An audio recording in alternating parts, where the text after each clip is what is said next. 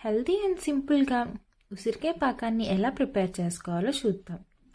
చెట్టు నుంచి అప్పుడే కోసిన ఉసిరికాయల్ని కడిగి వాటర్ లేకుండా చూసుకోవాలి.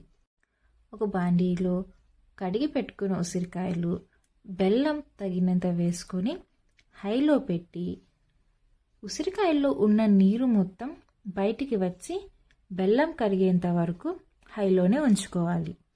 ఇలాగా ఒకసారి బెల్లం మొత్తం కరిగిపోయాక సిమ్లో పెట్టుకొని బాగా ఉడికించుకోవాలి. మనకి ఉసిరికాయ అనేది కలర్ చేంజ్ అవ్వాలి. ఇలా చేంజ్ అవ్వగానే హైలో పెట్టి తీగ పాకం వచ్చేంత వరకు ఉంచాలి. మరీ ఎక్కువ ఉంచితే గట్టిగా అయిపోతుంది. ఇలా వచ్చిన తర్వాత స్టవ్ ఆఫ్ చేసేసి సర్వింగ్ బౌల్లోకి సర్వ్ చేసేసుకుంటే ఉసిరికాయ పాకం రెడీ అయిపోతుంది.